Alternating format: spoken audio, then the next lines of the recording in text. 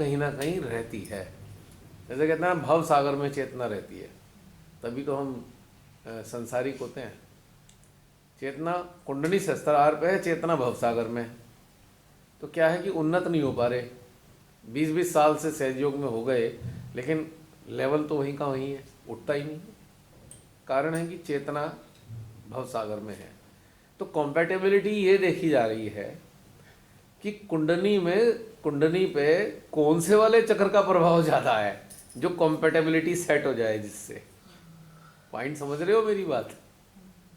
अब चक्र है 21, तो एक कोऑर्डिनेशन ये है कि भाई ये लेफ्ट साइड का स्वभाव वाले की जन्म हुआ है लेफ्ट साइड पे, तो जो फंडामेंटल ट्रेट है वो लेफ्ट साइड का है। फंडामेंटल ट्रेट कुंडली इधर जागी है, श्री माता की शक्ति से जागी है। हमने तो जगाई नहीं कुंडली, हमारी औकात नहीं है कुंडली जगाने की। तो वो तो उन्होंने हमारे को एक ऐसी ब्लेसिंग दे दी है जो किसी भी काल में मिल नहीं पाई लोगों को। इस काल में हम लोगों को मिलने का सौभाग्य प्राप्त हुआ कुंडली उठाने के रूप में, क्योंकि हमारी औकात नहीं थी कुंडली उठाने की। ठीक, तो अब कुंडली उठ के सहस्त्रार पे तो आ गई, पर चेतना की जकड़न अभी मूलाधार की है, या चेतना की जकड़न अभी स्वाधिष्ठान की है, या चेतना की जकड़न अभी नाभि की है। जकड़न से मतलब है कि फिक्सेशन, लेवल ऑफ अवेयरनेस है अभी नाभि के लेवल तक के हो भाई। यानी कि इतना ही हुआ है कि अभी घर गृहस्थी में संतोष सा मिल रहा है, अभी आत्मिक रूप से संतोष का पता नहीं है। अभी प्रभाव है, ये वो इफेंट, बट ये फला फला चीज़ें, अभी ये वो घर की बहुत सारी चीज़ें होती हैं ना दुनियादारी की, लेकिन कुंडली सहस्त्रार पे है, लेकिन चेतना हमारी नाभि में है। तो यहाँ एक कोऑर्डिनेशन देखा जा रहा है कि कॉम्पैटिबिलिटी दो कुंडलियों की जिनका विवाह होना है, उनका स्टेटस देख रहे हैं कि कुंडली के ऊपर कौन से चक्र का प्रभाव है ज़्यादा। अब कुंडली का प्रभाव कैसे आएगा, किसका ज़्यादा प्रभाव है कुंडली पे? जितनी देर तक वहाँ फंसी रही है वो, उस पर उसका प्रभाव आया हुआ है, रंग चढ़ गया। जैसे आप कभी वॉशिंग मशीन में कोई कलर्ड कॉटन की ड्रेस धो दो, पता लगता है बाकियों पर रंग चढ़ जाता है, कपड़ों पे मिक्स होके देखता है तो कपड़े पे पता लग जाता है भैया कौन से कपड़े के साथ धोया था, बता दो, वही चढ़ा हुआ है उस पर। तो जो कलर ऑफ कुंडली है वो उसकी मैचिंग देख रहे हैं ऐसे, मतलब मोटे तौर पे बता रहा हूँ मैं इसको, ऐसे कलर के फॉर्म में मत मानना, मैं कह रहा हूँ मोटे तौर पे कि इसके साथ रंग कौन सा खिलेगा। यानी कि कॉम्पेटिबिलिटी है कि एक भव सागर वाला और एक हृदय वाले के साथ क्या अच्छी मैचिंग हो पाएगी, या एक स्वादिष्ठान वाला है और एक हृदय वाला है, क्या उसकी कॉम्पेटिबिलिटी बैठ पाएगी। यानी कि एक स्वादिष्ठान वाला क्या कि भगवान ने उसे ट्रेड दिया है अच्छी कमाई करने का, और एक लड़की है उसको भगवान ने ट्रेड दिया है कि वो संतोषी है। तो इधर उसे ट्रेड दिया हुआ है कि ईमानदारी से कमाएगा, और जो ईमानदारी से थोड़ा सा भी लाएगा तो लड़की जो है बड़ी संतोषी होगी, उसे ये नहीं कहेगी तू कम कमाता है। दिस इज द कॉम्फर्टेबिलिटी, ये देखा जाता है मेरी चिंतन और चेतना के मुताबिक।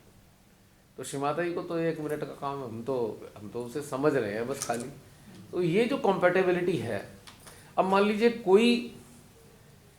कोई एक तो लड़की है नाभि में, चेतना उसकी संतोष मिला हुआ है, उसे प्राप्त है गुण, और एक है राइट आज्ञा में, तो क्या हालत होगा। महत्वाकांक्षी, इतना महत्वाकांक्षी तो पूछो मत, चैन ही नहीं है उसको। ठीक है, और वो बिल्कुल बौखलाया हुआ घूमता है, मुझे तो आज ये वाला प्रोजेक्ट पूरा करना है, मुझे 1 लाख कमाने, 10 लाख कमाने, 50 लाख कमाने। अब पूरी तरह असंतुलित है। अब काउंटर बैलेंस कैसे होगा कि उसे ऐसी लड़की चाहिए बिल्कुल संतोषी हो, तो उसको काम डाउन करने के लिए तो उसे ढूंढा जाएगा भाई कोई लेफ्ट साइड वाली ढूंढ लेते हैं जिसमें लेफ्ट साइड का प्रभाव हो थोड़ा सा। तो ऐसे काउंटर बैलेंस होती है। कुंडली जागी हुई है नो डाउट दोनों की, पर चेतना का प्रभाव अलग अलग है। तो चेतना की जो कॉम्पैटिबिलिटी है ये अगर आप देख पाओगे तो आपका संयोग बहुत अच्छा बनेगा। क्यों?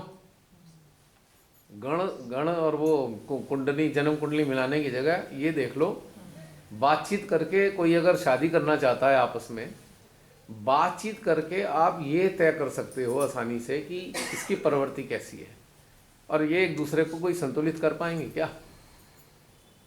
क्योंकि इधर लड़की लेफ्ट साइडेड है, बहुत दुखी और उदास रहने वाली है, और ये हाइपर है, तो दोनों को मिला दो तो संतुलन आ जाएगा नहीं। तो अगर वो ज़्यादा हाय तवा मचाएगा तो नहीं नहीं नहीं रहने दो, मत जाओ, उसे शांत कर देगी कि बहुत ऐसे ऐसे ही अच्छा लग रहा है, क्योंकि उसके अंदर थोड़ा भय भी है लड़की के अंदर, नहीं यार पता नहीं क्या हो, भाग जाए, दूर चला जाए, अब पता नहीं कब आएगा, क्या होगा, कैसे होगा, अमेरिका भाग गया तो क्या होगा मेरा, और रोक लेगी, नहीं नहीं हमें ज़रूरत नहीं है, हम इसमें ही काफ़ी है, हमारे अंदर जो कमाई हो रही है। तो यहाँ काउंटर बैलेंस हो रहा है। तो ये ट्रेड देखे जाते हैं मेरे हिसाब से। आज पहली बार ये रिविलेशन हो रहा है। एक चीज़ मैंने भी एक्सपीरियंस की अब तक, जितने कपल्स को देखा है आपस में, तो जब दो राइट साइडेड होते हैं मेल फीमेल, सींग बेड़े तो होते हाँ दोनों के सींग होते हैं, पूरे टाइम लड़ते रहते हैं और बेड़े ही पक्का होंगे, डायवर्स सींग। होता ही होता है। और उत्तम मुद्दा। दोनों लेफ्ट साइडेड हो तो हमेशा हर बात में दोनों रोते ही रहते हैं। दुखी लेकिन आत्मा है। हाँ, एक राइट साइड होता है, एक लेफ्ट साइड होता है, प्रॉब्लम्स होती है लेकिन उनकी गृहस्थी चलती रहती है, कोई प्रॉब्लम नहीं आती उनमें। एक राइट साइडेड एक लेफ्ट साइडेड है तो प्रॉब्लम नहीं आएगी घर में, लेकिन कुंडली पे वो इम्प्रेशन आया हुआ है दोनों की। तो माँ कहती है ये इम्प्रेशन मैंने 1 मिनट में देख लिया, तो उन्होंने कहा भाई इसकी इससे कराओ, 50 लड़के हैं 50 लड़कियां हैं, श्री माता ने 1 सेकंड में देखा इम्प्रेशन किसके साथ मैच करेंगे, चलो भाई इनकी कर दो, दिस इज द थिंग। ये रहस्य श्री माता ने आज खुलवाया है। अब इसका सॉल्यूशन क्या है? माँ तो साकार रूप में है नहीं, और कॉम्पेटेबिलिटी कैसे देखे? तो कॉम्पेटेबिलिटी देखने के लिए बहुत सरल तरीका है। सबसे पहले आप देखो कि आपस में बातचीत करो, और रियली आप एक दूसरे से शेयर करो, मतलब जो हो वैसे ही शेयर करो, तो आपको थोड़ा सा एक बैलेंस हो जाएगा। थोड़ा टाइम बिताओ। आजकल आपने देखा होगा वो प्री वेडिंग चल रही है, प्री वेडिंग शूट, मैं उसे बहुत अच्छा मानता हूँ फ्रैंकली स्पीकिंग। दोनों में कोई डिफेक्ट है वो तभी पता लग जाता है, 2-4 दिन के अंदर पता चलता है उससे में झगड़ा हो गया। हाँ। हमारा भी अब 6 महीने कोर्टशिप पीरियड, 6 months। हाँ, तो मतलब मैं इसको एडवोकेट करता हूँ कि होना चाहिए, क्योंकि लाइफ लॉन्ग आपने साथ चलना है, बहुत लंबा। हमारे यहाँ ट्रेडिशन नहीं है कि चलो भाई विदेश की तरह भाई पसंद नहीं आया चलो शाम को तलाक खत्म, ऐसा होता नहीं है हमारे भारत में। हमारे भारत में 100% ये प्रयास रहता है भाई चल जाए गाड़ी, चाहे ढोनी पड़ रही हो, चाहे ठेले पे ज़िंदगी ढो रहे हो, पर चला लो कैसे तैसे करके। हालांकि वो कर्सी है, एक अनदर कर्स इज देयर, पर नहीं हमारे को हिम्मत नहीं है, हौसला नहीं है ये सब करने का, डरते हैं। धर्म भीरू हैं या सोसाइटी के भीरू हैं, सोसाइटी से डर लगता है, 4 बातों की सुनते। हमारी फैमिली में ऐसा कभी हुआ है? हाँ, जो हमारे यहाँ नहीं होने का, वो चाहे ठेले के ऊपर उठा के अपनी ज़िंदगी ढो रहे हो, और वो भी 1 पहिए का ठेला, कभी ये लुढ़क जाए कभी ये लुढ़क जाए, तो ऐसा बड़ा बड़ा हाल ख़राब है। लेकिन घसीटेंगे, लेकिन उसमें क्या है कि ये बहुत अच्छी चीज़ का दूसरा पॉजिटिव पक्ष ये है, अगर सेंसेबल हैं, अगर आपस में मैचिंग नहीं भी हो रही ना, तो टाइम देंगे एक दूसरे को, ठीक है भाई देखते हैं, इसे करके देख लें, उसे करके देख लें, तो गाड़ी खिंच जाती है। तो ये अच्छी चीज़ होती है। तो इसमें टाइम होना चाहिए। जो भी कपल शादी करने में इंटरेस्टेड हैं, they should give time to each other, plenty of time. और सबसे बड़ा सौंदर्य को और उनकी जिसे कहते हैं ना अपील को देखने में ना बिताएं, टेम्परामेंट को देखें, चलेगा कैसे, कहाँ तक चलेगा टेम्परामेंट के साथ में आदमी, ये इम्पोर्टेंट होता है, और ये बहुत अच्छी चीज़ है। तो उसमें ये चीज़ ट्रेस हो जाएगी आपको कि भाई चलेगा कि नहीं चलेगा, आगे हमारा जो साथ है। वाला जो पीरियड श्री माता जी ने डिसाइड किया, लाइफ में शादी के बाद बहुत टर्बुलेंस आए, लेकिन वो जो हमारा वो पीरियड था उसने ही बचाए रखा, वरना पता तो नहीं कॉम्पेटेबिलिटी तो हर टर्बुलेंस को पार करा देती है ना। अगर कॉम्पेटेबिलिटी नहीं है तो हर चीज़ में आप अटक ही जाओगे, फिर एक दूसरे पे आक्षेप शुरू हो जाएंगे, तू ऐसी, तेरे घर वालों ने ये सिखाया, तुम ऐसे हो, तुम्हारे घर वालों को देखो अपने, यही सुनने को मिलता रहेगा, घर घर में सुनने को मिलता है ना। कितना पॉइजनस एटमॉस्फेयर होता है, और बाई चांस बच्चे हों ऐसे एटमॉस्फेयर में, तो उनकी तो लाइफ स्पॉइल बच्चों की, वो फिर बड़े सैडिस्ट टाइप के तैयार होते हैं कि वो सोसाइटी में ऐसी तैसी करके डाल देते हैं सोसाइटी की ज़्यादातर बच्चे, या फिर दब्बू हो जाते हैं, इस कदर दब्बू हो जाते हैं वो सीडेटिव लेना शुरू कर देते हैं, ट्रैंक्विलाइजर लेना शुरू कर देते हैं, या वो ड्रग एडिक्ट हो जाते हैं, क्योंकि वो कॉप अप नहीं कर पा रहे। वो फेस नहीं कर पा रहे जो इम्बैलेंस फैमिली के अंदर है, उसको सहन नहीं कर पा रहे तो ड्रग्स की तरफ चले गए, या बहुत हाइपर हो गए ड्रिंक की तरफ चले गए, या और दुनिया भर के झंझटों में अटक गए। तो ये एक बड़ा सीरियस मैटर है कि विवाह कॉम्पेटिबिलिटी के लेवल पे हो तो बेस्ट होता है। मत देखो रंग कैसा है, मत देखो आय कैसी है, इतनी देख लो बस जिससे काम चल जाए ज़िंदगी का। मत देखो हाइट कितनी है, मत देखो फैमिली बैकग्राउंड कैसा है, बस फैमिली का एटमॉस्फेयर ज़रूर देख लो, क्योंकि वहीं का प्रसाद मिलेगा आपको। हमारे पुराने ज़माने में बुजुर्ग लोग क्या कहते थे, हम देख लेंगे तुम्हारा रिश्ता। तो आपने देखा होगा पुराने ज़माने में जिन्होंने चूज़ किया है तो उनकी गाड़ी बड़ी लंबी खींची, फैमिली पूरा देखो। बहुत लंबी, और पूरे के पूरे फैमिली सपोर्ट मिल रही है। क्योंकि वो क्या देखते थे, वो देखते थे यार घर का एटमॉस्फेयर कैसा है, इन्हें मिल कौन सा वातावरण रहा है, प्यार वाला है या खाना खराब है फैमिली के लोग, फिर वो ये देखते थे। ये लड़के का घर देखने जाते थे, कभी भी लड़की का घर नहीं देखने आते थे पुराने टाइम वो पे। उसके एक्चुअली लड़की वाले भी इस धारणा वाले थे ये पराई है, उसका कारण ये नहीं, था। रहना है ना, वहाँ का एटमॉस्फेयर देख के आते थे पहले। नहीं नहीं, लड़के का भी देखते थे लड़की का भी देखते थे, ऐसा नहीं है, दोनों ही देखी जाती बट जाते तो बड़े ही लोग थे ना, हाँ, बड़े पूरा तो- देखते बड़े थे। होते थे अपने। वो तो कहेंगे लल्ला तेरे को समझना है, हम देख लेंगे। बड़े ही देखते थे। और कारण है पहले शादी बहुत कम उम्र में होती थी, भाई उम्र भी तो बहुत कम थी, जब विवाह तय होता था 15 साल, 14 साल, 12 साल, ये तो तय हो गई। किसी किसी का तो बचपन में ही हो गया, दोनों और 18 साल में, तो शादी तो पहले हो गई। पर वो बड़े क्या देखते थे, घर का एटमॉस्फेयर कैसा है, हमारी लड़की या लड़का, भाई लड़का अगर किसी उस फैमिली में जाएगा उसकी इज्जत होगी कि नहीं होगी, ये देखते थे लड़के वाले। और लड़की वाले क्या देखते थे, जिस घर में बच्ची को दे रहे हैं यहाँ पे ध्यान व्यान रख लेंगे ना, खाने पीने को मिल जाएगा ना, ये वाली चीज़ें होती थी। और जो तय किया जाता था ना, हमारे इतने बाराती आएंगे, वो क्या था, ये नहीं था कि उनको उनका खर्चा कराएंगे, वही देखते थे कैपेबिलिटी है या नहीं। और कहते थे 500 बाराती आएंगे, अब वो कहता भाई साहब 200 से ज़्यादा का जुगाड़ नहीं है। तो उन्होंने कैपेसिटी देखी कि इसकी बियरिंग कैपेसिटी कितनी है, एक्सपेंस पावर, असलियत थी ये। अब वो उसका इतना बिगड़ा हुआ रूप हो गया, वो दहेज में भी और ये भी और वो भी, अब तो इतना बुरा हाल है, बोला फला बैंकट में हो रहा है अब जी, उसमें 10,000 रुपये की तो प्लेट है जी। अब तो हालत ये है, और 1 करोड़ रुपए तो ऐसे चले जाते हैं जैसे वो 1 करोड़ रुपए ना हुए, 10,000 रुपये खर्च कर रहे हो, ये हालत है। अब तो फिर उसके बाद लड़का लड़की हनीमून पे गए, वापस में लड़की अपने घर, वो अपने घर, वहीं पीराड़ हो गई और वापस ख़त्म, 1 करोड़ रुपए गए पानी में। अब तो ऐसी हालत हो रही है। अब तो मतलब समझ लो, अगर लड़का आपका कोई अच्छा है तो उसे लड़की मिलनी बहुत मुश्किल काम है, वेरी डिफ़िकल्ट। और लड़की अगर अच्छी है तो फिर तो बस समझ लो लड़का मिलना बहुत ही मुश्किल है उसको।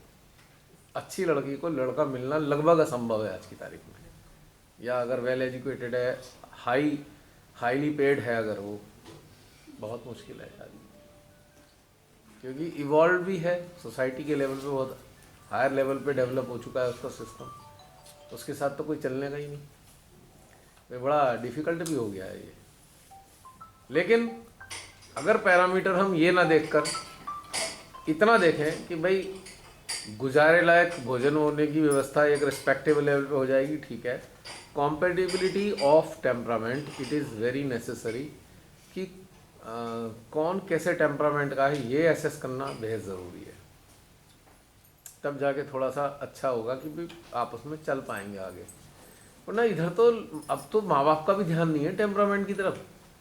वो अगर लड़की की शादी करने देखेंगे, लड़के को 1 करोड़ का पैकेज हो गई पक्की, उसे कह रही है लड़की पापा मुझे नहीं अच्छा लग रहा, वो मुझे उसके अरे छोड़ सब ठीक हो जाते हैं, कर ले शादी, उन्हें लग रहा है 1 करोड़ का पैकेज।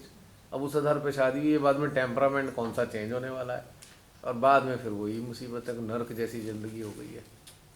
कुछ दिन बाद फिर वो अपने घर पहुंच गई, क्योंकि नहीं निभ पा रहा भाई किसी ना किसी तरीके से। और 1 करोड़ का पैकेज पाने वाला अगर वो सीधा सच्चा है तो वो तो एक आउट मतलब बहुत ही रेयर समझ लो। इतने हाईली पेड लड़के सीधे सच्चे मिल जाएं, मैं तो नहीं समझता आज की तारीख में, बहुत मुश्किल है, इम्पॉसिबल, क्योंकि उसे कोई ना कोई शौक तो होंगे सोसाइटी के तथाकथित, अगर वो शौक है और लड़की अगर इस तरीके की है, अच्छी परवरिश वाली है, तो उसको वो लड़का नहीं समझ में आने का किसी भी कीमत पे, आ ही नहीं सकता। वो बात अलग है कि लड़की का टेम्परामेंट भी कुछ मैच करता हो तो दोनों का काम थोड़े दिन के लिए चल जाएगा, थोड़े दिन के लिए, आगे की फिर वही क्लैशेस होंगे। क्योंकि अगर लड़का 1 करोड़ वाला है तो लड़की भी 60 लाख वाली तो होगी, 65 की तो होगी। कई बार उल्टा भी होता है, उसका 1.25 करोड़ का है, उसका 1 करोड़ का है। तो विपरीत चल रहा है हमारे समाज में। बहुत हाईली नहीं, एक्चुअली स्थिति ऐसी है कि फॉरेन मनी बहुत आया हुआ है, बड़ी सारे आउटलेट खुले हुए हैं यहाँ, पैसा बहुत आया हुआ है ना इंडिया में। अब तो हमारे महान आत्मा ने 100% FDI कर दी है, और यहाँ पे यहाँ के लोगों को ये सारा गरीब क्यों करना चाहते हैं, मध्यवर्गीयों को अब ये पावर्टी वाली लाइन में धकेल रहे हैं। क्योंकि जो बाहर से लोग आने वाले हैं उन्हें बहुत सस्ती लेबर चाहिए। This is the conspiracy. और इनके जो मित्रगण हैं कुछ 5-7 जिन पे देश का सारा पैसा थमा दिया इन्होंने, तो उनको भी ऐसे ही सस्ते वाले लोग चाहिए। जो आज से पहले मनमोहन सिंह जी के काल में ये समझ लो कि शुरुआत हुई, मतलब उससे पहले काफ़ी अच्छी फ्लोरिश की 10 साल ये इंडस्ट्री सारी, क्योंकि 49% की FDI थी। उस पर भी इन्होंने इतना हल्ला काटा था कि मर जाएंगे, मिट जाएंगे, बर्बाद कर देंगे सबको, FDI 49 पे। भाई साहब ने 100% कर दी FDI। अब तो हो क्या रहा है कि अब पॉलिसी इतनी गंदी हो गई है। कोविड लाया इसलिए गया है कि जो पे स्केल वर्कर्स का, एम्प्लॉय का 50,000 का पैकेज था, वो कहेंगे 15,000 लेना हो तो लो, वरना। अब बेचारे रोटी खाने के लिए भी एक BTech करा हुआ बढ़िया, वो 50,000 की जगह 15,000 में मजबूरी में काम कर रहा है। तो हायर एंड फायर पॉलिसी आती है, hire and fire. Working hours बढ़ा लिए, इसी बहाने वर्किंग आवर्स भी बढ़ा हाँ, लिए। वो जो एक इडियट है इन्फोसिस वाला कह रहा था क्या 12 घंटे काम करना चाहिए, 17 घंटे। हाँ बताओ, 70 hours a week. 70 hours a week बताओ, सारा परमानेंट जॉब्स को हटा के तो 12 6 72, 12 घंटे का ही तो एवरेज हो गया, 12 घंटे का ही तो एवरेज हो गया 6 दिन का।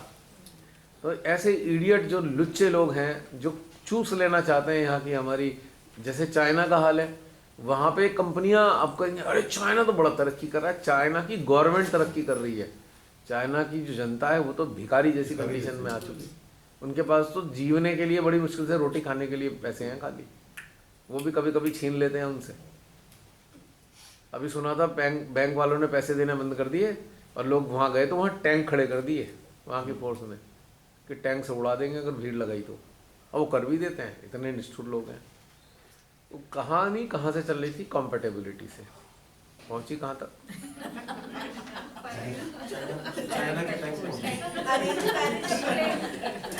कहाँ तक पहुँच गई? क्योंकि प्राइम प्रॉब्लम जो होगी वहीं अपने आप ही चली जाएगी। और आखिर हम लोगों का होना किस लिए है, हम लोग हैं किस लिए? हमें प्रॉब्लम पे फोकस करने के, उस पर काम करना है, इसलिए ऑटोमेटिकली सीमातें में भेज देती हैं बार बार घूम फिर के आएंगे फिर वहीं पहुंचे मिलेंगे। विश्व में भैया समस्या भी यही हो रही है आज की डेट में, सब जगह है आज। 10,000 मतलब इतना सीरियस एक्सप्लॉयटेशन पूरे वर्ल्ड में हो रहा है, जो जॉब क्लास है उनको तो जूस निकाल दिया इन्होंने, और जो छोटे मोटे बिजनेस वाले हैं वो तो बंदी के कगार पे पहुंच गए, आज बंदी के कगार पे हैं। वही करते ना भैया, 90,000 सैलरी देनी होगी अगर परमानेंट लेक्चर आप अपॉइंट करो, गवर्नमेंट वैकेंसी नहीं निकाल रही, वो 30,000 में एडॉक को रख ले रही है, और प्लस उनको एग्जामिनेशन ड्यूटी भी एक्स्ट्रा सब कुछ दे रहे हैं। वो ना नहीं बोल सकते कि वो तो कभी भी निकाल देंगे, ना बोलेंगे दूसरे एडॉक लेके आ जाएंगे। ऐसे एक्सप्लॉयटेशन हो रहा है सब। क्योंकि आप लोग अनुकंपा हो उनकी, तो आपको तैयार इसलिए किया जा रहा है, ग्लोबल प्रॉब्लम्स के लिए ही तैयार आपको किया जा रहा है कि उसको फ्यूज़ करने के लिए प्रॉब्लम को, उसकी हवा कैसे निकाली जाए, और आपकी शक्तियों के द्वारा ही होना है ये।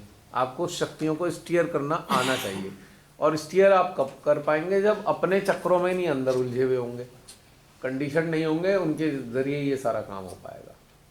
इसलिए मैं हर बार कंडीशनिंग की बात करता हूँ कि सबसे विकट समस्या कंडीशनिंग है, ग्रोथ की चक्र बाधा नहीं है, निगेटिविटी बाधा नहीं है, कंडीशनिंग बाधा है। और कंडीशनिंग जहाँ होगी वहाँ निगेटिविटी 100% होगी। जैसे कहते हैं ना, अब कूड़े के ढेर पर मक्खी मच्छर तो अपने आप ही आ जाते हैं और फिर वो सारे में फैलाते हैं गंदगी। जो कूड़े के ढेर पे गंदगी पे बैठे और वो आपके घरों में पहुँचे, आपको काटा, इंजेक्ट कर दिया आपके अंदर उस गंदगी को, इन्फेक्शन को, आपके अंदर घर में भी फैल गई बीमारी। तो ये इम्पोर्टेंट है कि सारा क्लीन करना है, कंडीशनिंग को 0/0 पे लाना है। ये नहीं कि 10% 20%, 0/0 पे ही काम होगा, वरना मुक्त अवस्था एक किरच भी फंसी रह गई तो फिर वहीं खड़े होंगे आप। श्री माता जी ने एक लेक्चर में बोला था, याद है आपको? मैं याद दिलाता हूँ। श्री माता ने कहा था कि पूरी साड़ी का आखिरी एक हिस्सा भी कील में अटक गया तो पूरी साड़ी अटक गई। अब समझ में आया इसका मतलब क्या है?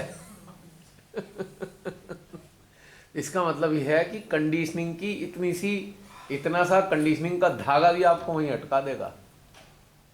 तो रोज उसकी धुलाई करो कंडीशनिंग की, आज ये धो दी, कल को वो धो दी, परसों वो धो दी। इसी के साथ चाय तैयार है, चाय पी लीजिए, फिर सेशन शुरू करते हैं।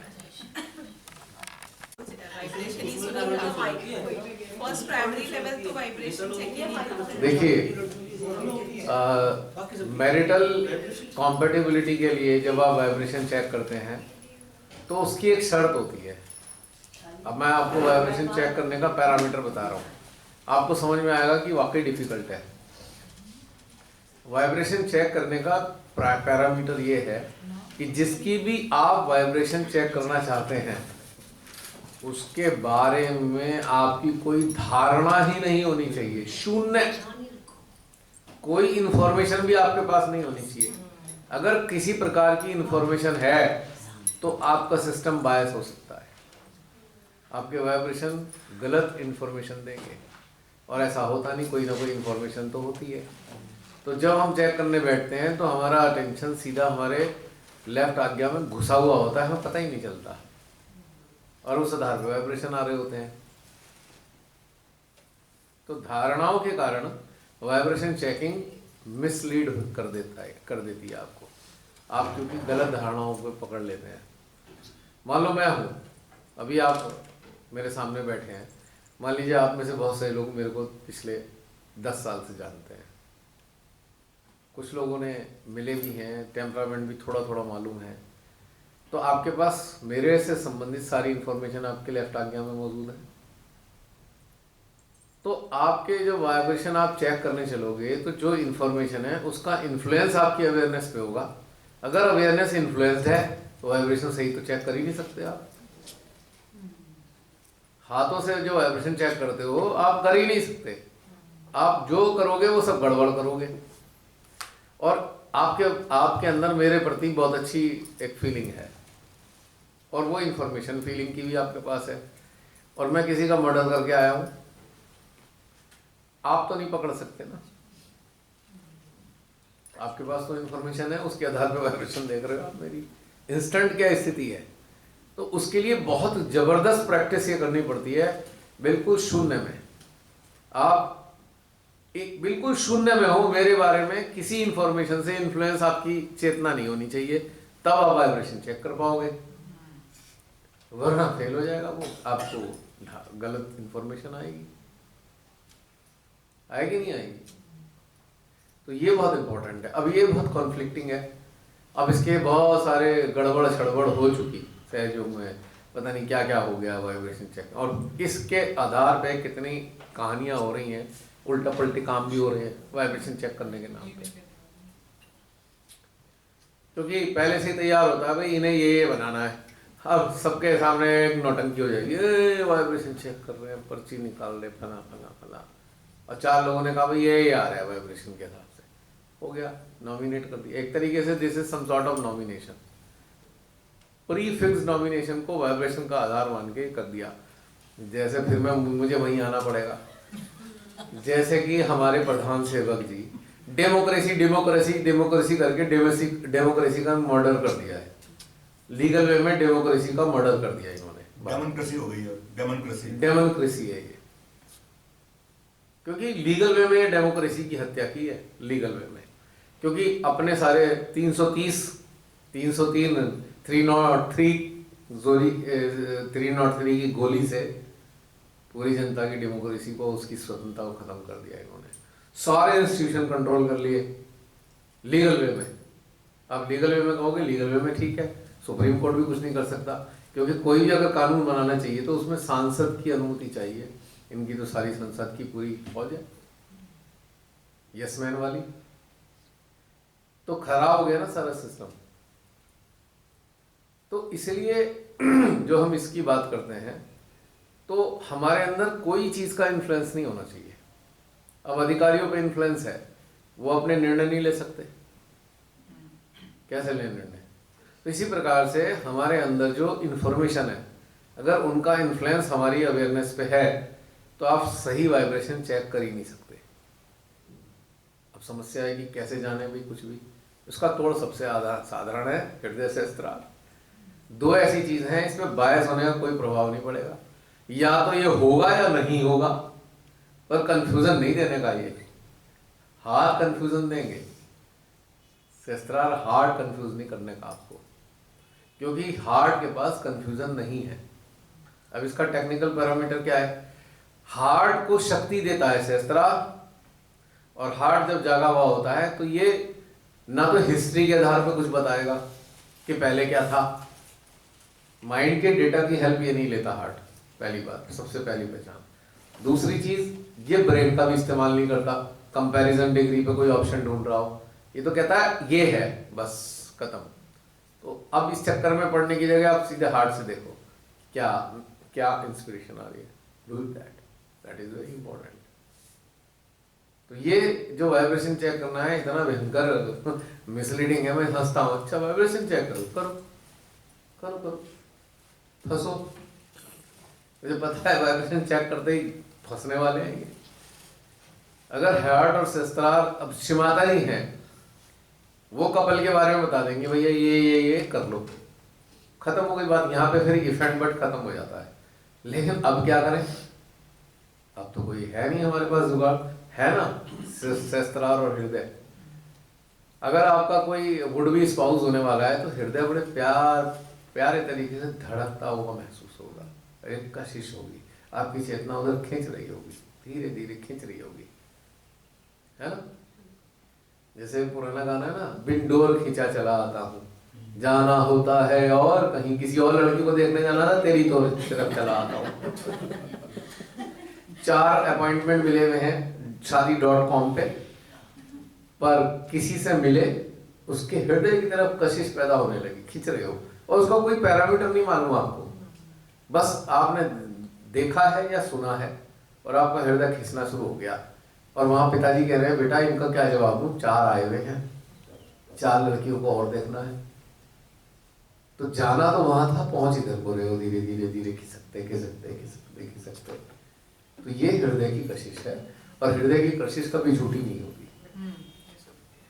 अगर आपने कंटेमिनेशन को ऐड नहीं किया, यानी कि माइंड को अगर आपने ऐड किया, कैसा है, कद कैसा है, कितनी इनकम है, गाड़ी कौन सी है, तो आपने बस कचरा कर लिया, फिर रहने दो, फिर आप गलत रास्ते पे चले गए।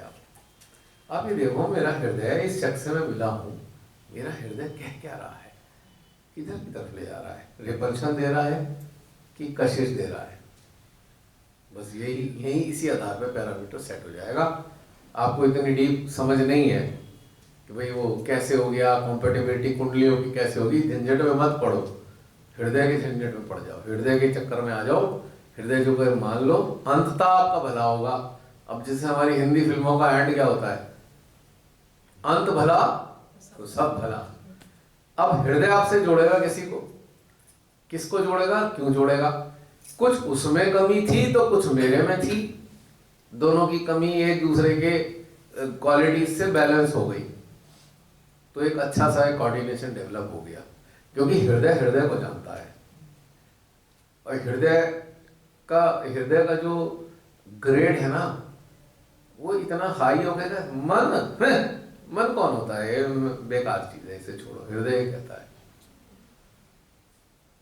क्योंकि उसको पता है इसकी कोई वैल्यू नहीं है, तो मुसीबत में फंसाता है इंसान को, मुसीबत में फंसाता आया है, फंसा रहा है और आगे भी फंसाएगा। तो हृदय आपको बता देता है किससे जुड़ना है। कोई आपका कॉम्पेटेबल पार्टनर है तो आपको हृदय बता देता है निश्चित रूप से। इस पर एक आर्टिकल भी था, अगर आपने पढ़ा हो, प्रॉब्लम इन सैड मैरिजेस। एक चीज मैंने भी ऑब्जर्व करी है, क्योंकि पहले जो मैरिजेस होती थी वो गणपतिपुले में होती थी। हाँ। तो मैं गणपतिपुले हर साल क्रिसमस पे जाते थे जनरली, ज़्यादा में 3-4 शादियों में मामा का रोल भी प्ले किया हमने। पर एक चीज मैंने ऑब्जर्व करी कि उस टाइम जो शादियां होती थी 80% शादियां इंटरनेशनल मैरिजेज हुआ करती थी। हाँ। और मुझे इतना सरप्राइज होता था कि एक किसी कंट्री का आदमी और एक किसी कंट्री का दूसरा पार्टनर एक दूसरे की लैंग्वेज नहीं समझते, कल्चर नहीं समझते, और फिर भी मैरिजेज 99% सक्सेसफुल हुआ करती थी। विश्व माता ही कराती थी ना। माता जी कराती थी। और अब मैंने देखा जयपुर में भी शादियां होती दिवाली पूजा के ऊपर, नेशनल ट्रस्ट कराता है। और मैंने 2-3 शादियां, मतलब 2-3 बार यहाँ भी अटेंड किया है। और जिनको कुछ लोगों को मैं जानता हूँ, सिर्फ नेशनल मैरिज होती है, इंटरनेशनल मैरिज तो होती नहीं, कोई आता ही नहीं इंटरनेशनल मैरिज के लिए तो, और वो भी फेल हो रही है। और जबकि पहले सक्सेस रेट श्री माता जी होती है 99% था, अब फेलियर रेट बहुत ज्यादा बढ़ गया। कारण वही है ना, देख क्या रहे हो और किस चीज के आधार पर कर रहे हो। सिर्फ मटेरियलिस्टिक स्टेटस। तो फिर क्या होना है। फिर भी एक बार को ठीक है, मेटलिस्टिक एक प्रैक्टिकल चीज है भाई, लड़की की शादी है, लड़के की आय इतनी तो हो, उसकी इतनी तहजीब तो है अपने पार्टनर का सम्मान कर सके और इज्जत के साथ रख सके, उसकी इतनी आयु होनी चाहिए। श्री माता जी का कराना तो बिल्कुल डिफरेंट है, उसको हम आज के समय से वो नहीं कर सकते। तो लेकिन फिर भी एक पैरामीटर है हार्ट। मत देखो वाइब्रेशन, देखो हार्ट क्या कहता है। हार्ट क्या अप्रूवल देता है। क्योंकि जिन लोगों ने भी माइंड के आधार पर असेसमेंट करके शादी की है वो सारे दुखी आत्मा मिलेंगे आज आपको। जिन्होंने हृदय के आधार पे चला है वो सब प्रसन्न होंगे, संतुष्ट होंगे, क्योंकि हार्ट आपकी कॉम्पेटेबिलिटी को इंस्टेंटली बता देता है।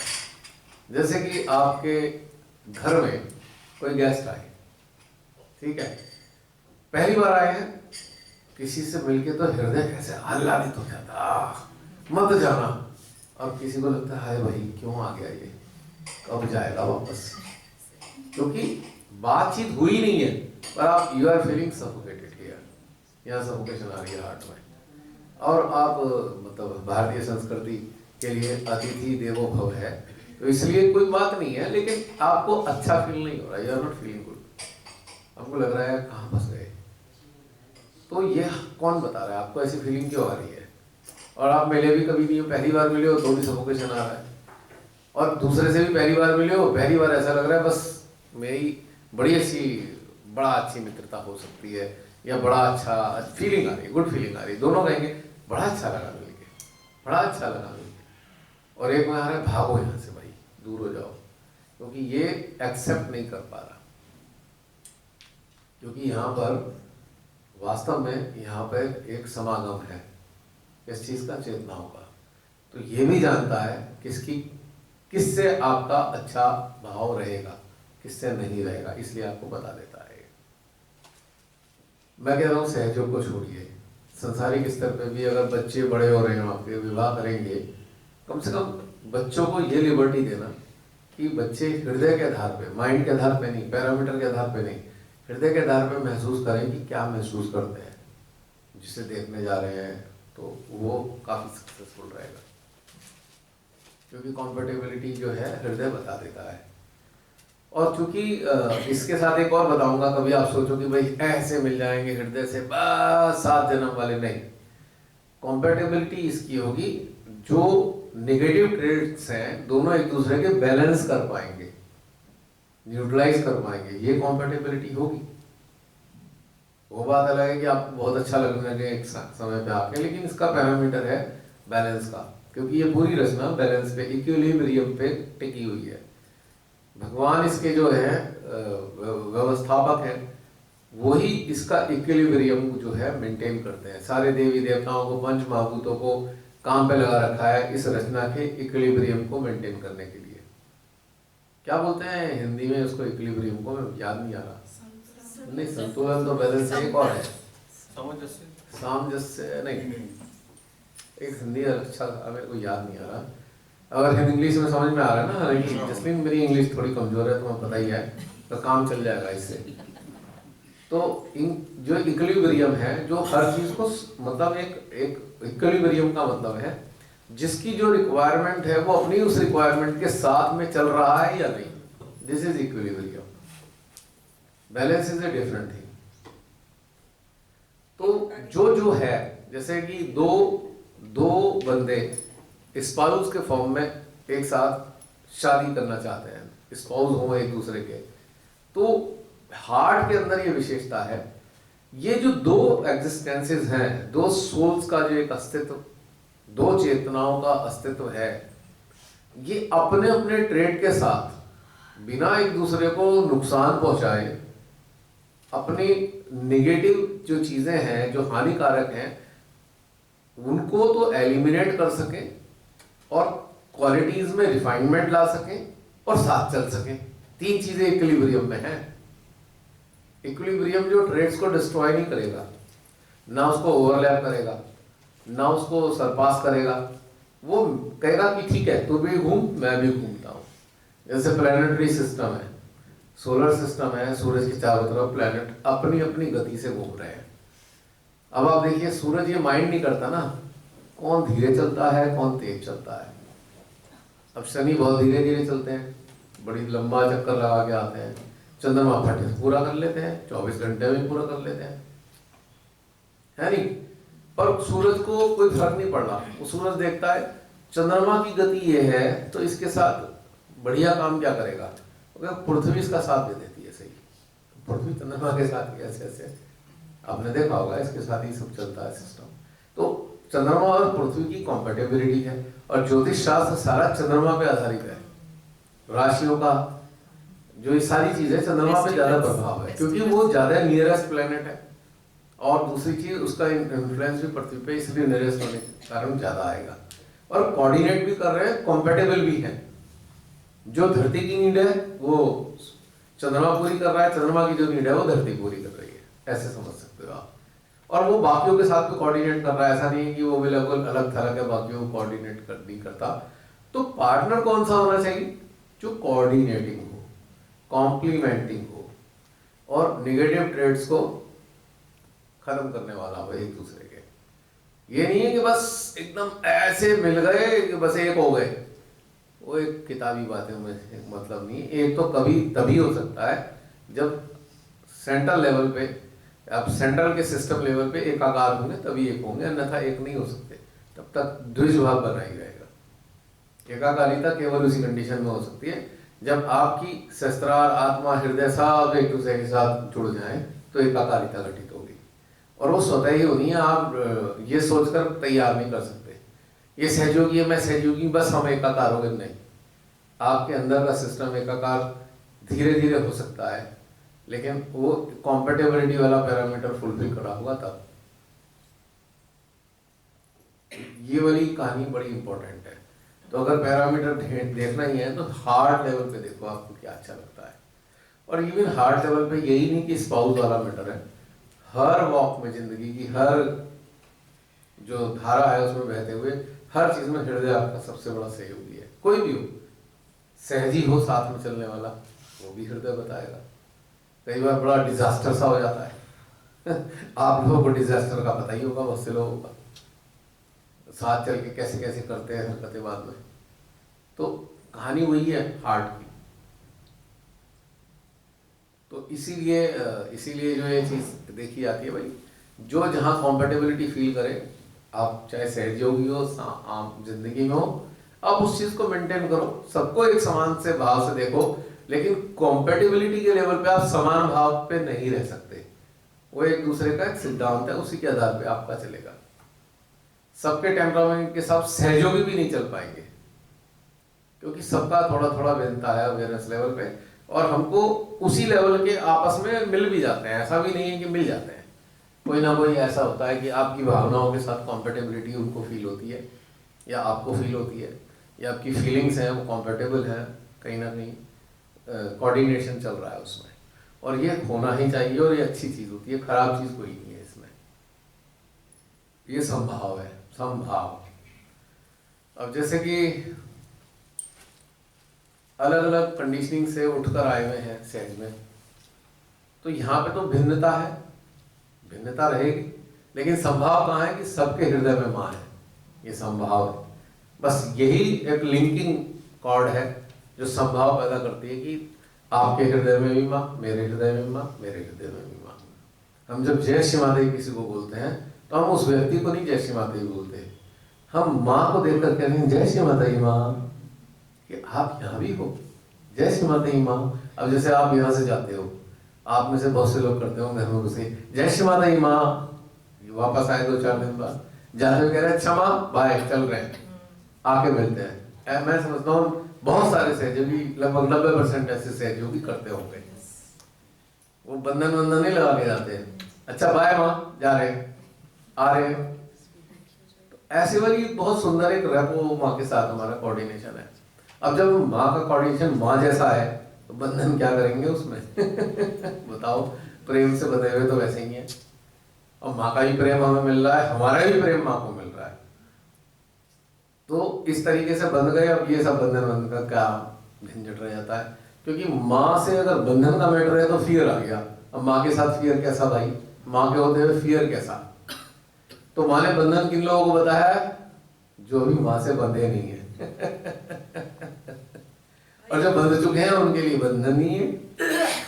अब तो बात नहीं करते, अब तो माँ को कहते हैं हृदय में बैठो और साथ चलो, जैसा भी आगे क्या चीज के लिए आप। तो आपको माँ ये नहीं बताती तेरा घर भी तो देखना है मुझे, जो साथ चलने वाले मेरा अक्सर मैंने दे रखा है, रिस्पॉन्सिबिलिटी घर की।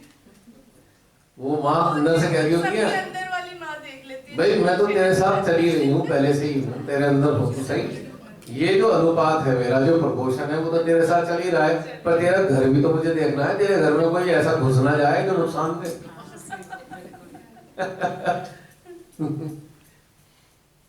तो जैसे माँ को कहे अच्छा माँ चलते हैं, हाँ बेटा हो गया, फिर मिलते हैं।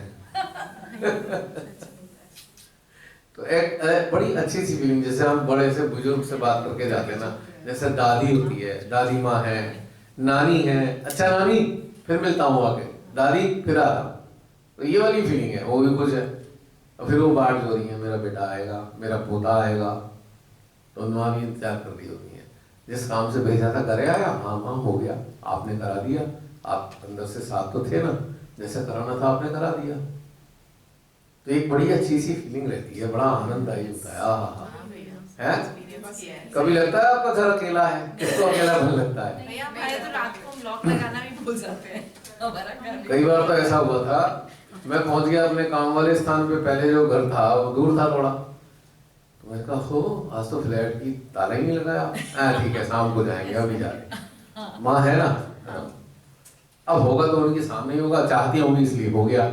मैंने अच्छा माँ कबाड़ चला गया, छोड़ो इंजन। और मैं तो भैया ऐसी पागल कह सकते हो आप, ऐसी हूँ कि जैसे ड्राइंग रूम लॉबी में माँ का ऑर्डर है ना, तो मैं कमरे से बाहर आती हूँ, जैसे ही माँ की तस्वीर को देखूंगी मुझे ऐसा लगता है कि वो मुझे देख रहे हैं, और मैं अगर किचन में कोई चीज़ लेने आई होती हूँ ना, तो मैं भूल जाती हूँ कि मैं क्या लेने आई हूँ, फिर वापस कमरे में चली जाती हूँ। क्या होता है, अभी थोड़े दिनों से ऐसे चल रहा था, तो एक दिन ये आए कमरे में, मुझे एक मैसेज दिखा रहे हैं, मुझे कह रहे हैं कि आपको पता है कि जो जो दिमाग भूलने वाली है वो, हाँ वो किन वजह से होती है, क्योंकि वो वजह सारी मेरे अंदर है। नाश्ता नहीं करो तो उससे आती है, टीवी देखते हुए खाना खाओ तो उससे आती है, फोन देखते हुए खाना खाओ तो, 1-2 चीजें और बताई उन्होंने, वो सारी मेरे अंदर हैं क्योंकि मैं ऐसे करती हूँ। क्योंकि मुझे कहते हैं नहीं वैसे आपको नहीं हो सकता क्योंकि आप तो ध्यान के साथ जुड़े हो। मैं भी बहुत भुलक्कड़ हूँ, कई बार चला जाऊंगा, आया किस लिए था समझ ही नहीं आ रहा, फिर वापस ध्यान ही नहीं रहता किस लिए आए, कि मान लो किसी किचन में गया, याद ही नहीं आया आया किस लिए हूँ मैं, फिर वापस। कारण है बहुत बड़ा, कि हमारी चेतना तो जुड़ गई वहाँ, और संसार के अंदर क्या करना है वो कहाँ ध्यान रह रहा है, असली चीज तो वहीं जा रहा है कि वहाँ जुड़े हुए हैं, वही चल रहा है, अंदर चिंतन चल रहा है, कोई ना कोई सुबह से रात तक एक चिंतन चल रहा होता है, चलता ही रहता है लगातार, वो इतना सारा आए जा रहा है, चले जा रहा है, आए जा रहा है, चले जा रहा है, तो अब वो बाहर वाली चीजें तो ध्यान नहीं रहती। अब किसी डॉक्टर के पास जाओ, भाई साहब डिमनेशिया हो गया यार, डिमनेशिया डिमनेशिया क्या है डॉक्टर साहब? ये आपके दिमाग का कोई भाग थोड़ा कम काम कर रहा है, उसने कम काम करना शुरू कर दिया है। तो क्या करें डॉक्टर साहब? देखो भाई, हो तो है तो कोई इलाज नहीं, आप जो काम करो ना लिख लो, उससे याद रहेगा। शॉर्ट टर्म मेमोरी लॉस, मतलब ये हो रहा है, और ये डिग्रेडेशन है, मतलब हमारा सारा सिस्टम डीजेनरेटिव मोड पे आ चुका है एक सर्टेन आयु के बाद में। तो डिमनेशिया इज वेरी कॉमन फिनोमेना। लेकिन भाषा में डॉक्टर की डिमनेशिया है, हमें पता है ना हमें डिमनेशिया या कुछ और है। सारा टेंशन तो कहीं और घुसा हुआ है। तो भला जो बाहर की चीजें हैं उनमें हमने नोटिस में तो ली नहीं, तो भैया मेमोरी लॉस ही होगा। सारे सिम्टम्स तो डिमनेशिया वाले आ रहे हैं, तो सबको आ रहे हैं, सबको ही आ रहे हैं। जो काम करना होता है ना, जो एक्चुअल काम होता है उसमें फोकस तो बढ़ जाता है ना। आप वो सारी चीजें विस्मृत कर देते हो जो अननेसेसरी है। सच्चाई ये है। जैसे अभी लोग पूछते हैं, अरे उसका ड्रेस देखा था कितना अच्छा था, उसकी कार देखी थी, हमें वो ये मुझे तो ये बड़ा कॉमन फिनोमेना है और बड़ा मजेदार भी है। मेरे ऐसा कहेगा अच्छा भूल गया, झंझट है याद कि हर इतनी सारी चीजें याद रखो, ये भी तो बड़ी समस्या है ना। चलो कुछ चीजें भूल जाने दो इसको। तो एक कई बार ऐसा हो जाएगा, अरे ये भी छूट गया, वो भी छूट गया, क्या होगा? फिर आएगा, अरे कुछ नहीं होगा यार, जो होगा उसकी मर्जी से होगा, काहे को टेंशन लेते हो? नहीं, अब क्योंकि हम ड्यूटीफुल हैं तो हम हर चीज़ की ड्यूटी अच्छे से करना चाहते हैं, और वो करने दे तब ना पूरी तरीके से। कहते पहले वाली ड्यूटी ये प्रायोरिटी वाली, इसे कर पहले, बाकी ड्यूटी सारी बाद में। नहीं तो प्रायोरिटी चेंज हो गई। तो जो लोग शिकायत करते हैं मेरे को बहुत अच्छे से ध्यान नहीं लगता, मैं उनसे केवल एक बात कहता हूँ, आप अपनी प्रायोरिटीज चेक करिए, वहीं पे आपको कमी मिलेगी और उसे ठीक कर लो। अगर आपकी प्रायोरिटी ध्यान नहीं है तो आपको कोई टेक्निक नहीं है जो उसे ठीक कर सको, क्योंकि उसमें आपको अपनी चेतना को रमाना होगा अभ्यास में। ये नहीं कि कोई अपना धूप बत्ती कर लो, ये कर लो, उससे आपका ये सिस्टम ठीक हो जाए, कुछ नहीं होगा। ये अभ्यास है, क्योंकि ध्यान एक अभ्यास है, इसके सिवा कुछ भी नहीं है। और वो भी आपके चेतना और चित्त का अभ्यास। जहाँ पे लगाने की इसे आदत डाली है वहाँ पे आप लगा लो, समस्या खत्म हो जाएगी। चलो विभोर, आपका चल रहा था।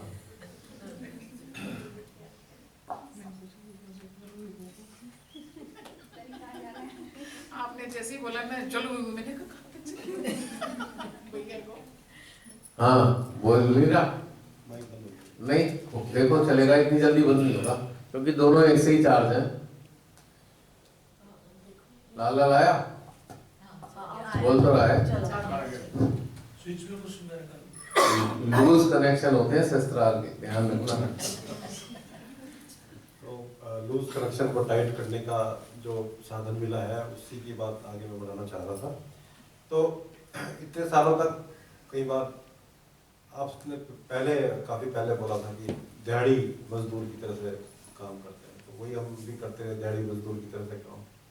सेंटर आते थे और काम वाम करते थे, थोड़ा बहुत जो, थोड़ा जोर से बोलना, थोड़ा बहुत काम जो करते थे वो कर देते थे, उसके बाद वापस घर चले जाते थे, तो कुछ लेके नहीं जाते थे। और जो चीज़ें आज दिखाई दे रही हैं, जो बात हम करते हैं कंडीशनिंग की, अटैचमेंट की, वो उतने समय में कभी नज़र नहीं आई कि अच्छा ये चीज़ हमारे साथ जुड़ी हुई है। तो क्योंकि किसी ने बताया नहीं था। शिव माता जी के लेक्चर चलते थे, वो नए नए माइक भी लग गए थे सेंटर के अंदर, लेकिन ऑडियो क्वालिटी ऐसी थी उस समय की, तो बाद में कुछ अच्छी भी आई है। लेकिन कई बार तो ऐसी ऑडियो चल जाती थी समझ में नहीं आती थी, तो वो बोलते थे कि नहीं आप कान से मत सुनो, सहस्त्र से सुनो। तो वो भी चीज़ें रहती थी कि अब कैसे सुने सहस्त्र से, किसी ने बताया तो नहीं सहस्त्र से सुनना कैसे। तो लेकिन सब लोग यही बोलते थे, अब कोई बोल भी नहीं पाता था कि कुछ बोलेंगे तो भैया आप ही बुरे बन जाओगे, तो कोई बोलने के लिए तैयार ही नहीं होता था। तो ऐसे करते करते सहज में समय बीतता गया। फिर शिव माता जी ने आपके थ्रू मिलवाया कहीं, शुरू में हम लोग इंदिरापुर में पास माइक के इंदिरापुर में पहली बार मिले, और उसके बाद में फिर कौन सा सन की बात? 2009 की बात है। 2009 में आप इंदिरापुरम घर में तो एक प्रोग्राम कराया था, पब्लिक प्रोग्राम, उसमें आप आए थे।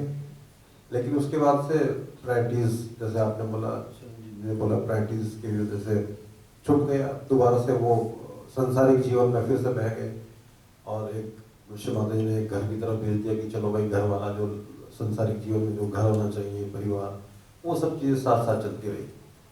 फाइनली फिर अब दोबारा से पकड़ा, इस रास्ते को दोबारा से पकड़ा, तो मीनाक्षी ने शुरुआत की और वो 136 वाले जो थे, इनके शायद कम रहे होंगे, लेकिन मेरे पास 136 आए थे। तो 136 थे आपके, 156। अच्छा, तो 136 वाले जो थे इन्होंने सुने पहले।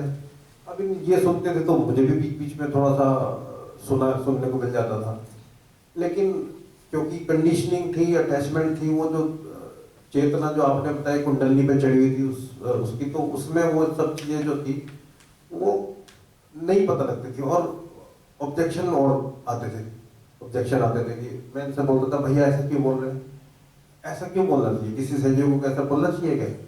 तो तब समझ में नहीं आती थी बात। फिर ये करते गए इन्होंने बोला नहीं आप भी सुनो, तो इन्होंने करते करते धीरे धीरे से मेरे को भी शुरुआत करा दी, चलो शुरू हो गया। अब जब मैंने सुनना शुरू किया तो बड़े अच्छे लगने शुरू हो गए, लेकिन बीच बीच में फिर वही ऑब्जेक्शन कि भैया बोल रहे हैं तो ऐसे क्यों बोल रहे हैं आप, सहयोगी कोई ऐसा बोलना चाहिए। तो वो जो चीज़ें थी समझ में नहीं आती शुरू में तो बिल्कुल भी, लेकिन बाद में जब वो लास्ट तक पहुंचे तो इतनी सारी जो गंदगी थी वो धीरे धीरे पर्दे हटनी शुरू हुई, तो वो चीज़ें समझ में आनी शुरू हो गई कि सच में ये क्या चीज़ है और किस रास्ते की बात कर रहे हैं, ये चित्त क्या है, चेतना क्या है, ये हार्ट और सहस्त्रार का चक्कर क्या है, ये बार बार ये हर बार ये बोल रहे हैं सहस्त्रार और हार्ट, ये क्या चीज़ है। अभी तक तो ऐसा कुछ बताया नहीं जाता, सेंटर में तो जाओ तो बाकी चीज़ें चलती थी, इसके ऊपर तो कोई बात ही नहीं होती थी। हाँ, वहाँ क्या बात होती थी कि कभी कभी वर्कशॉप हो जाते थे, तो वर्कशॉप में वो कैंडलिंग करा दिया, पीछे से बैठ के सब लोग लाइन से बैठे हुए हैं, वो कैंडलिंग सब एक दूसरे की कर रहे हैं। तो ये शुरू में सेंटर्स में भी हम लोगों ने किया वहाँ पे, लेकिन इससे कोई फायदा नहीं होता था, कंडीशनिंग नहीं छोटी, अटैचमेंट कुछ नहीं छोटा, और ना ही किसी ने बताया कि लाइफ के अंदर ये सब चीज़ें हैं, इनको छोड़ दो, क्योंकि किसी को शायद पता ही नहीं होगा कि ये सब चीज़ें हैं, और पता होगा तो उन्होंने कभी इसको डिस्क्लोज नहीं किया, कभी डिस्कशन ही नहीं किया किसी के साथ बैठ के या सेंटर में बैठ के कि इसको कैसे हटाया जाए। ये सब चलता रहा। तो उसके बाद में जब 136 पूरे होने वाले थे तो करीब 110 के करीब हो गए थे, तो 10वां वर्कशॉप आपका आया ऋषिकेश का। तो इन्होंने बोला भैया से मैं बात करती हूँ, मैंने कहा नहीं, जब पूरे नहीं हुए तो क्या बात करनी है। फिर भी इन्होंने एक उसमें लालच पूछ ही लिया, लालच में, तो लालच में पूछ लिया तो जवाब मिल ही गया। तो उसके बाद में खैर ठीक है, सोचा कुछ था कि भैया क्या जवाब देंगे, तो पता ही था, लेकिन फिर भी ये लग रहा था कि जाएंगे, क्या तो पता पुरानी जान पहचान है, कुछ फेवर कर दे। हो सकता है भैया बोलते चलो ठीक है तुम दरवाजे के बाहर जाके बैठ जाओ, वही सुनते रहना। तो वो भी सुनने को नहीं मिला, खैर वो तो बाद में सुनने को मिला, जब वो रिलीज हुआ तब सुनने को मिला। तो अब वो रिलीज हो गया तो चलो ठीक है, पता लगा ये क्या चलता था वहाँ पे, और वो सारी चीज़ें पता लगी, और सब चीज़ें धीरे धीरे करते करते इतनी बारीकियों से सहज जीवन जो असल में श्री माता जी ने बताया था, वो बड़ी बड़ी बारीकी से माइन्यूटली उनको एनालिसिस करना, उनको देखना, उनको समझना, वो पता लगा कि ये सहयोग नहीं, ये जीवन का सहयोग है, बाहर से सहयोग नहीं करना है इसको अंदर से सहयोग को अपनाना है। बेसिकली ये है। अब आप बाहर से सहयोगी बन जाओ, जय श्री माता जी बोलो, सेंटर जाओ, टीका लगाओ, वो सब चीज़ें छूट गई, वो बाहर बाह्य से जितनी भी चीज़ें थी वो छूट गई। और बहुत सारे प्रोग्राम्स भी किए, पब्लिक प्रोग्राम्स भी किए, और अभी भी पिछले दिनों भी, पिछले 2 साल 3 साल पहले भी हमने किए, लेकिन लोगों को बताते थे तो वो इसी पैटर्न पे बताते थे जो पता होता था, तो कोई फायदा नहीं हुआ उनसे। बहुत सारे लोगों के नंबर भी दिए, आज भी नंबर सेव है, लेकिन किसी का कोई रेस्पॉन्स नहीं आता था उनको सब चीज़ बताने के बाद भी, जबकि वो बहुत परेशानी में थे। कई सारे लोगों को बोला आपकी बीमारियाँ ठीक हो जाएंगी, ऐसे ही बताया जाता है सहयोग में कि आपकी बीमारियाँ ठीक हो जाएंगी, तो वो बीमारियाँ ठीक करने के चक्कर में, लेकिन वो आए नहीं, या तो उनका समय नहीं आया होगा या और कुछ बात रही होगी, तो वो नहीं सहयोग में। बहुत सारे लोगों को हमने पार्क में जाकर रिलेशन दिया, लेकिन बहुत सारे लोग आ भी गए, जो सेंटर में आज की डेट में दिखते भी हैं, बहुत सारे लोग आते हैं सेंटर में, और बहुत भीड़ भी हो गई। अब दोबारा से जब बीच में कोविड के बाद से गए तो बहुत रश हो गया सेंटर के अंदर, नीचे बेसमेंट बढ़ गया, ऊपर भी सेकंड फ्लोर भी भर गया, बाहर तक क्राउड बैठता है। लेकिन बात वही है कि श्री माता जी का लेक्चर चला और जो है प्रसाद बंटा, महाप्रसाद हो गया, जाते जाते लोग खाने के चक्कर में आ गए और वो सब चीजें करते करते खाने के चक्कर में। हाँ, वो तो रहता ही है कि खाना मिलेगा, खाना खाओ और जल्दी से भागो। तो कुछ ये सब चीजें चलती रही, लेकिन जो सहज में अंदर उतरने का था, अंदर उतरेंगे कैसे ये किसी ने नहीं बताया। अब अंदर उतरने के लिए जो हमने परत दर परत इतने सालों से कंडीशनिंग अटैचमेंट जो चढ़ाया हुआ है, वो कैसे उतरेगा, कैसे सफाई हो गई और उसको पहचानेंगे कैसे, ये भी तो नहीं बताया किसी ने कि उसको पहचानना कैसे है और है भी या नहीं है।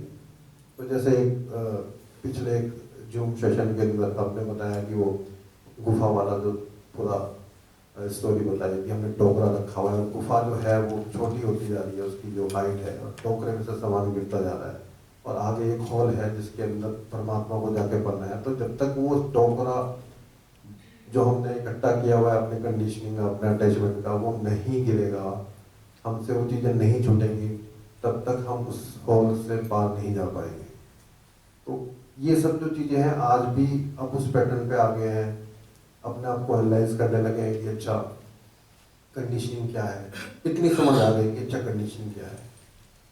ये बोलती थी कि अब बहुत सारी चीज़ें मेरे से छूटने लगी हैं, तो मैं सोचता था क्या छूटने लगी है, मुझे कैसे पता लगेगा कैसे छूटेंगी वो चीज़ें, क्या चीज़ें हैं जो अभी तक मैंने पकड़ के रखी हुई थी, क्योंकि इतने साल से ये भी बोलती तुम इतने साल से सहज में कर क्या रहे हो। हाँ ये बात है, कर क्या रहे, कर तो वही रहे जो सब लोग करते जा रहे हैं, मैं भी वही करता जा रहा हूँ। अब ये पता लग रहा कि हाँ ये क्या बोल रही थी, इनकी समझ में क्या आ गया था, क्या नई चीज इनको मिली थी जो ये मुझे बताना चाह रहे थे। तो अब वो ऑब्जेक्शन जो शुरू में रहे वो थे, जो ट्रांजिशन पीरियड था ना कि मुझे अवेयरनेस आ गई, इनकी अभी ये शुरू हुई है, इतनी बहस होती थी हमारी, इतना डिस्कशन होता था हमारा, वो फ्रूटफुल भी होता था, लेकिन कई बार वो आर्गुमेंट्स में भी चला जाता था।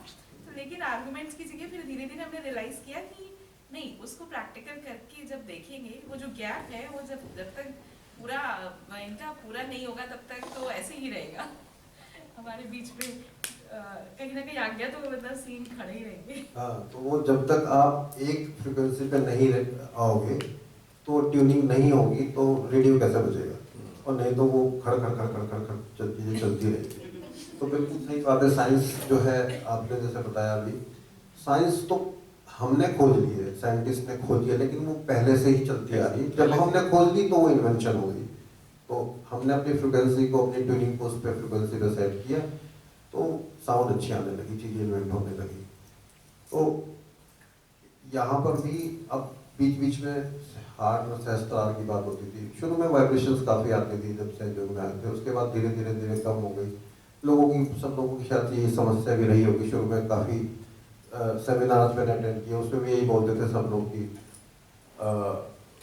शुरू में काफ़ी अच्छी वाइब्रेशंस आती थी, उसके बाद में आनी बंद हो गई। तो क्या कारण है?